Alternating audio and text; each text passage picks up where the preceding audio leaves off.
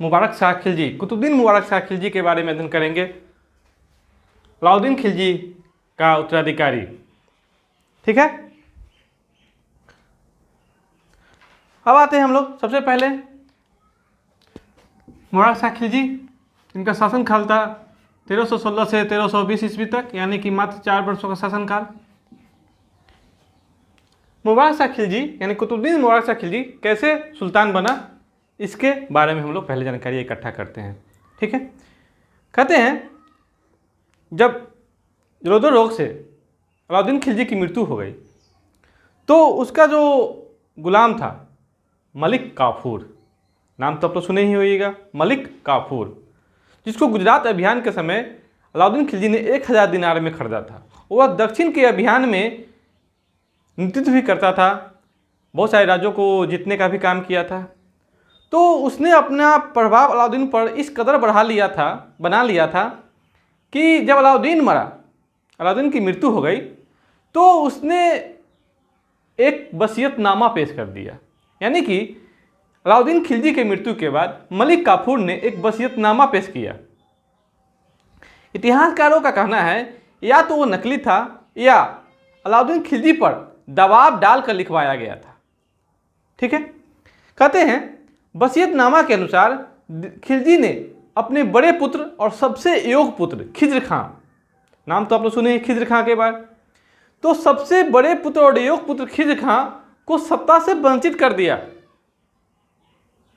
ऐसा हो सकता है भला, जो पिता अपने सबसे योग्य एवं बड़े पुत्र को सत्ता से वंचित कर दे? लेकिन वसीयतनामा के अनुसार खिलजी ने अपने बड़े पुत्र खिज्र खां को सत्ता से वंचित कर दिया था। ठीक है, और उसके नाबालिग पुत्र जिसकी उम्र 18 वर्ष भी नहीं पूरी थी, जिसका नाम था शिहाबुद्दीन उमर, को शासक घोषित कर दिया था। यानी कि बाप के छोड़कर बेटा को राजा बना दिया, जो स्वयं क्या था, नाबालिग था। उसके बाद काफूर उसका स्वयं क्या बन गया, संरक्षक बन गया। ठीक है, अब काफूर ने यही नहीं रुका, काफूर ने खिलजी के बहुत सारे पुत्र थे, जिनमें जो खिज्र खां, साल्दी खां, कुतुबुद्दीन मुबारक शाह खिलजी, तो ये पुत्र थे जो इतिहास में इनका नाम है। तो काफूर ने यानी कि मलिक काफूर ने खिलजी के पुत्रों खिज्र खां और साल्दी खां को कहते दोनों की आंखें निकलवा दी, और तीसरे पुत्र जो कुतुबुद्दीन मुबारक शाह खिलजी के बारे में हम लोग अध्ययन करेंगे, उसको 1000 सुतनू के किला में बंदी बनवा के रख दिया। ठीक है, कहते हैं 35 दिनों के मलिक काफूर के अत्याचारी शासन के बाद मलिक काफूर का अंत हो गया। फिर मुबारक शाह खिलजी को आज़ाद करा के उसे शिहाबुद्दीन उमर, जो खिलजी का बड़े पुत्र खिज्र खां का पुत्र था शिहाबुद्दीन उमर, उसका संरक्षक बनाया गया। ठीक है, जिसको मलिक काफूर ने क्या बनाया था, सुल्तान बनाया था। लेकिन कहते हैं 64-65 दिनों के बाद कुतुबुद्दीन मुबारक शाह खिलजी ने शिहाबुद्दीन उमर की हत्या करके स्वयं सुल्तान बनने का काम किया। ठीक है, तो अब हम लोग मुबारक शाह खिलजी के बारे में अध्ययन करेंगे।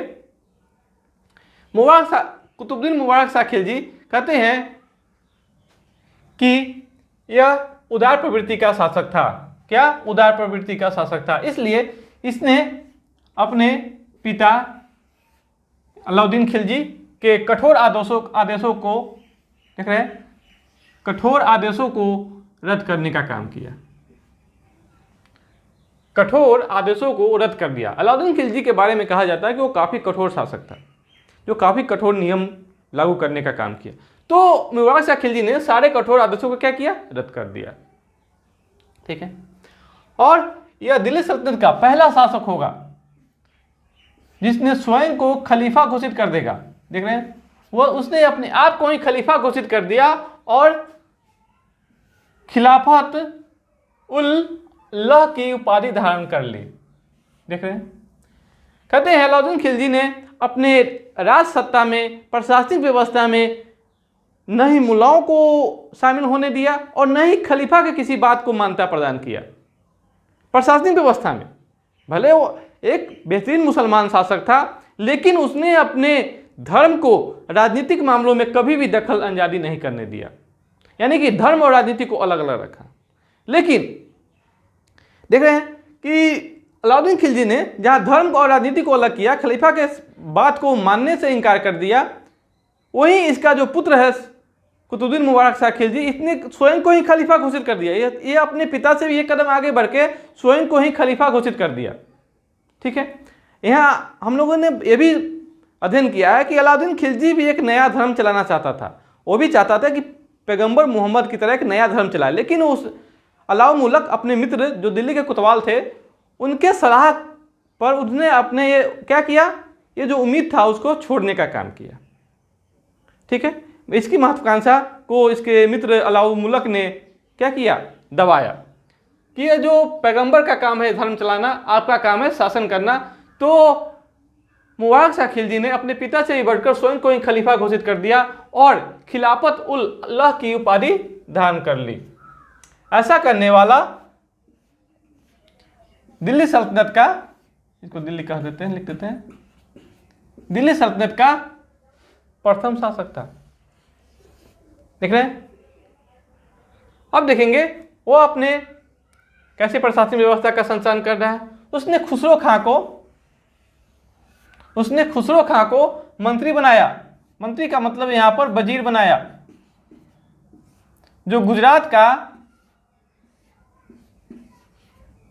हिंदू था, जो धर्म परिवर्तन करके क्या बन गया था, मुसलमान बन गया था। उसका नाम था हसन खां। लेकिन कुतुबुद्दीन मुबारक शाह खिलजी ने इसे खुसरो खां की उपाधि देकर अपना वजीर नियुक्त किया था। देख रहे हैं, मुबारक शाह ने अपनी जिंदगी में 2-3 अभियान भी करेंगे। देख रहे हैं यहाँ पर, मुबारक शाह 1317 ईस्वी में देवगिरी के शासक हरपाल देव को पराजित कर देवगिरी को दिल्ली सल्तनत में मिलाने का भी काम करेगा। देख रहे हैं, यह साम्राज्य का विस्तार भी कर रहा है, यानी कि एक तरह से देखा जाए तो योग शासक था, क्योंकि यह देख रहे हैं साम्राज्य का विस्तार कर रहा है। फिर आइए वारंगल का अभियान। वारंगल के शासक प्रताप रुद्रदेव, जिसने अलाउद्दीन खिलजी से पराजित होने के बाद यह तय किया था कि हम हर वर्ष क्या देंगे, टैक्स देंगे, यानी खराज देंगे, लेकिन उसने अलाउद्दीन के कमजोर पड़ते ही टैक्स देना बंद कर दिया। तो वारंगल के शासक प्रताप रुद्रदेव ने कई वर्षों से खराज नहीं दिया। तो खुसरो खां वही हसन खां। ठीक है, मुबारक शाह खिलजी के वजीर खुसरो खां ने वारंगल का अभियान किया। देख रहे हैं, वारंगल का अभियान किया और प्रताप रुद्रदेव को पराजित करके उसे खराज देने के लिए फिर से बाध्य किया।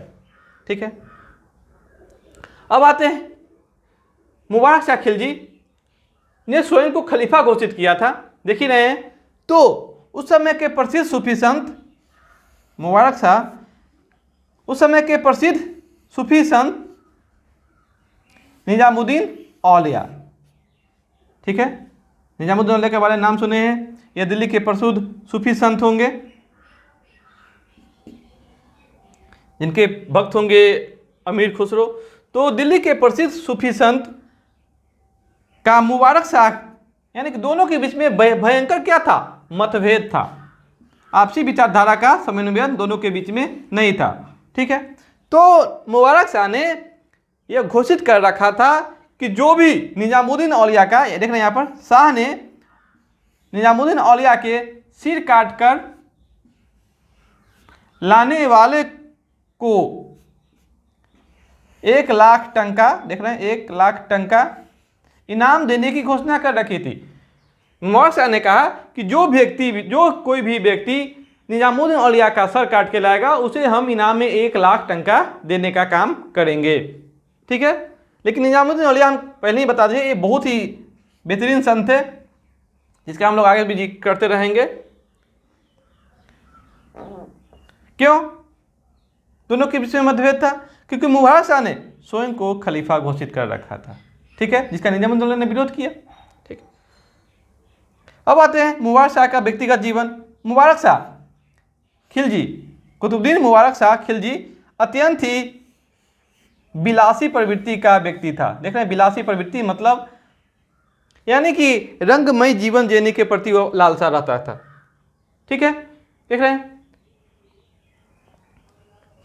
वह नग्न होकर, देखिए उसकी करतूतों के बारे में देख लीजिए, वह नग्न होकर दरबारियों के बीच में दौड़ा करता था। यानी कि जब दरबार का आयोजन हो रहा होता है तो उसी समय वो अचानक नग्न हो जाता था और दरबारियों के बीच में दौड़ा करता था, जो काफ़ी एक अजीब व्यवहार किस्म का मुबारक शाह खिलजी बन गया। उसका व्यवहार दिन प्रतिदिन क्या होता जा रहा था, बदलते जा रहा था। देख रहे हैं, नग्न होना और दरबारियों के बीच में दौड़ना। और यही नहीं, वो दरबार में कभी कभी स्त्रियों के वस्त्र पहन के भी आ जाता था। स्त्रियों के वस्त्र पहन के भी दरबार में आ जाता था। इसलिए इतिहासकार इसको कहते हैं कि कोई का पागलपन इसमें सवार हो गया था। देख रहे हैं कि नग्न होकर दौड़ना दरबारियों के बीच में, उसके बाद स्त्रियों का वस्त्र पहन के दरबार में आ जाना। और यही नहीं, उसे नग्न स्त्री और नग्न पुरुष की संगत पसंद था। नग्न पुरुष की संगत पसंद था। देख रहे हैं ना इसका अजीब व्यवहार। उसे नग्न स्त्री तथा नग्न पुरुषों की संगत पसंद था। ठीक है, कहते हैं 1320 ईस्वी में जो इनके शासन का अंतिम वर्ष है, खुसरो खां जो इनका वजीर था मुबारक शाह खिलजी का, तो मुबारक शाह की क्या करेगा, हत्या करके स्वयं को शासक घोषित कर देगा। यानी कि कुतुबुद्दीन मुबारक शाह खिलजी की यहाँ पर क्या हो गया, अंत हो गया। अब आएंगे खुसरो शाह। खुसरो खां ने खुसरो शाह की उपाधि धारण करके 1320 ईस्वी में दिल्ली सल्तनत की गद्दी पर बैठा। अब इसका नाम देखिए, इनका नाम था, ओरिजिनल नाम था हसन। ठीक है, जिसे खुसरो खां मुबारक शाह खिलजी ने उपाधि दिया था और अपना वजीर बनाया था। देख रहे हैं यहाँ पर सुल्तान, ये सुल्तान का मतलब हो जाएगा कुतुबुद्दीन मुबारक शाह खिलजी ने खुसरो खां की उपाधि देकर उसे वजीर बनाने का काम किया था। ठीक है, खुसरो ने मुबारक शाह की हत्या करके देवल देवी जो खिज्र खां की पत्नी थी, विधवा थी, उससे विवाह करके अपने को सत्ता के लिए क्या बनाएगा, योग्य बनाएगा। क्योंकि खिज्र खां ही अलाउद्दीन खिलजी के योग्य उत्तराधिकारी था और उसकी जो पत्नी थी देवल देवी जो विधवा रहेगी, उसे वह शादी करके अपनी क्या बनाएगा, अपने लिए एक सत्ता का द्वार बनाएगा। क्योंकि राजगद्दी तो प्राप्त कर ही चुका है और देवल देवी के विवाह करने के बाद कुछ लोग उसको मान्यता भी देने का काम किया। खुसरो शाह ने पैगंबर के सेनापति की उपाधि धारण किया। देख रहे हैं, पैगंबर के सेनापति का उपाधि धारण करने का काम किया। कौन? खुसरो शाह। कहते हैं खुसरो शाह क्या था, गुजरात का एक हिंदू था जो बाद में मुस्लिम धर्म अपनाकर, इस्लाम धर्म अपनाकर अपना नाम हसन कर लिया और जिसे मुबारक शाह खिलजी ने खुसरो खां की उपाधि धारण की। और वह जब दिल्ली की सुल्तान की गद्दी पर बैठा तो अपना नाम खुसरो शाह कर लिया। ठीक है, देख रहे हैं खुसरो शाह का मतलब यह खुसरो शाह ने निजामुद्दीन औलिया को, देख रहे हैं, निजामुद्दीन औलिया को काफ़ी धन दिया ताकि मेरे सत्ता को क्या करे, वो मान्यता दे। निजामुद्दीन औलिया को धन देकर उसे अपने पक्ष में करने का काम किया, बहुत सारा संपत्ति दिया। दिल्ली सल्तनत का पहला शासक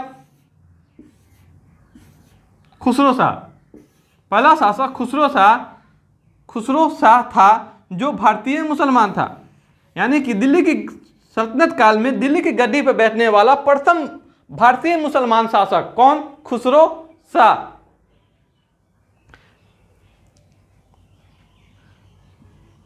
दीपालपुर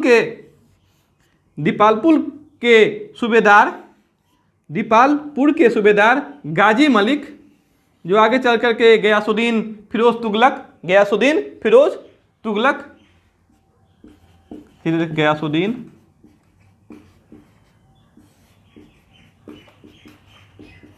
तुगलक, दीपालपुर के सूबेदार गाजी मलिक यानी गयासुद्दीन तुगलक ने खुसरो शाह